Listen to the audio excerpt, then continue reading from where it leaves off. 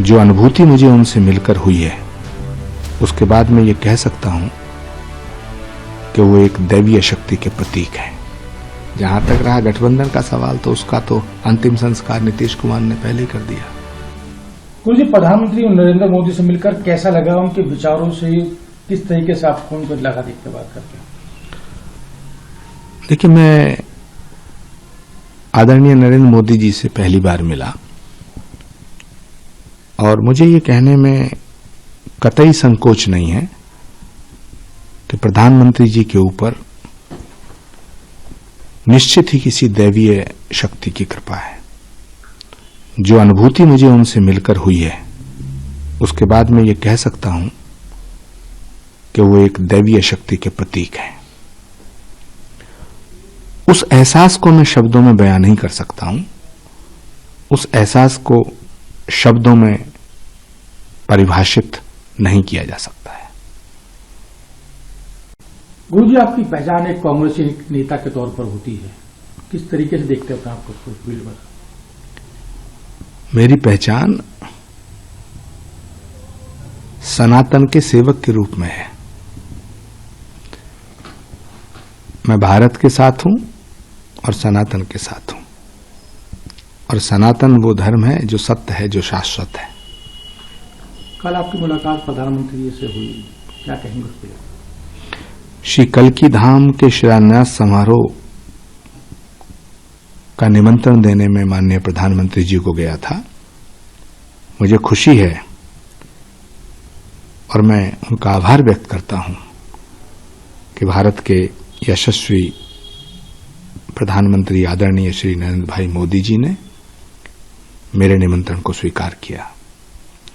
श्री कल्की धाम के करोड़ों भक्त बहुत खुश हैं।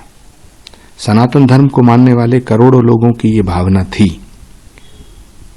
कि जिस तरह अयोध्या में श्री राम के मंदिर का काज नरेंद्र मोदी जी के करकमलों द्वारा हुआ है, उसी तरह भगवान के होने वाले अवतार श्री कल्की नारायण भगवान के श्री कल्की धाम के निर्माण के सभी कार्य प्रधानमंत्री जी के हाथों से किए जाएं, करवाए जाएं। करोड़ों भक्तों की भावनाओं का सम्मान करते हुए प्रधानमंत्री जी ने इस निमंत्रण को स्वीकार किया है। इसके लिए हम उनके आभारी हैं, हम उन्हें साधुवाद देते हैं। कल एक सोशल मीडिया पर एक वायरल भी हो रहा था, कुछ पोस्ट टाइप की, कि आपको कांग्रेस से बर्खास्त कर दिया गया, निकाल दिया गया। ये सवाल तो कांग्रेस से पूछो। लेकिन सर, आप इतने पुराने कांग्रेस नेता हैं और इस तरीके की ट्वीट आना, उसके बाद फिर उनकी तरफ से कोई रिएक्शन ना आना, मुझे इस पर कुछ नहीं कहना है। ये फैसला कांग्रेस को करना है, ये फैसला कांग्रेस नेतृत्व को करना है। कुछ लोग सर ये भी कह रहे हैं कि ये आने वाला भविष्य दिख रहा है कि जब आप प्रधानमंत्री से मुलाकात कर रहे हैं, पहली बार आप लोगों ने मुलाकात की है, कहीं ऐसा तो नहीं कि आप कहीं चुनाव को देखते हुए भी मुलाकात करने जा रहे हैं? भारत के प्रधानमंत्री जी से मिलना कोई गुनाह नहीं है। प्रधानमंत्री जी को श्री कल्की धाम के शिलान्यास समारोह में आमंत्रित करना भी गुनाह नहीं है, और यदि ये गुनाह है तो मैं इस गुनाह की सजा भुगतने के लिए तैयार हूं। राहुल गांधी जी की यात्रा भी चल रही है, वहां से भी पश्चिम बंगाल में गठबंधन अभी साफ नहीं दिख रहा है, तो किस तरीके से देखते हैं इसको? आपकी आने वाले चुनाव में गठबंधन किस तरीके से काम करेगा चुनाव में? मैं आज इस पवित्र मौके पर, जहां हम सब लोग बड़े प्रसन्न हैं कि श्री कल्की धाम के मंदिर का शिलान्यास हो रहा है, माननीय प्रधानमंत्री जी ने हमारा निमंत्रण स्वीकार किया है, इतनी अच्छी अच्छी बातें, इतने अच्छे अच्छे पलों में किसी भी इस तरह की घटिया बात पर मैं चर्चा नहीं करना चाहता। जहां तक रहा गठबंधन का सवाल, तो उसका तो अंतिम संस्कार नीतीश कुमार ने पहले ही कर दिया।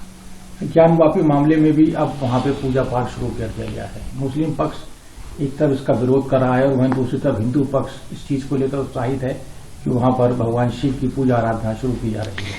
देखिए, हमारे शास्त्रों में एक सूत्र आता है, प्रत्यक्षम किम प्रमाणम, यानी प्रत्यक्ष को प्रमाण की आवश्यकता नहीं होती है।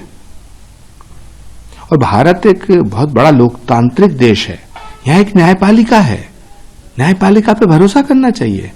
जो फैसला न्यायपालिका करेगी उसका हमें सम्मान करना चाहिए, परेशानी काहे की है।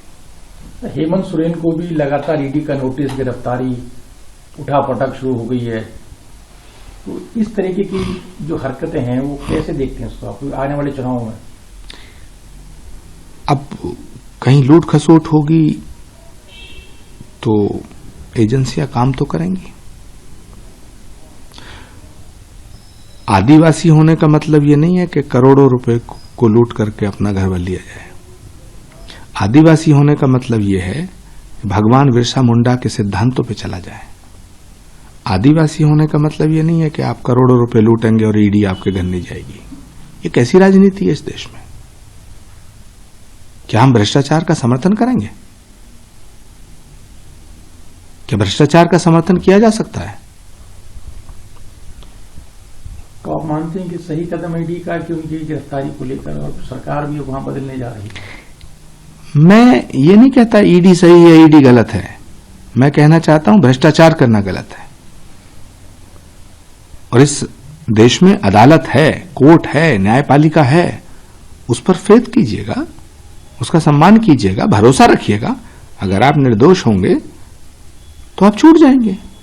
इसमें इतनी हाय तौबा करने की क्या जरूरत है? लेकिन खामोखा जरा जरा सी बातों पे नरेंद्र मोदी को कोसते रहो, जरा जरा सी बातों पे ईडी को कोसो, जरा जरा सी बातों पे सीबीआई को कोसो। देश की एजेंसियों को क्यों कोसना चाहिए? कोसते हो भाई। राहुल गांधी जी को भी इंट्रोगेट किया था ईडी ने, सोनिया जी को भी इंट्रोगेट किया था। तो इसमें कौन सी आफत आ जाएगी? है? आप सामना करें, जांच का मुकाबला करें, दूध का दूध, पानी का पानी हो जाएगा। इस रोने धोने से क्या होगा? देश की जनता को बताएं कि आपने कुछ गलत नहीं किया तो आपको अदालत बरी करेगी, और अगर आपने लूट खसोट की है तो आप जेल में जाइए।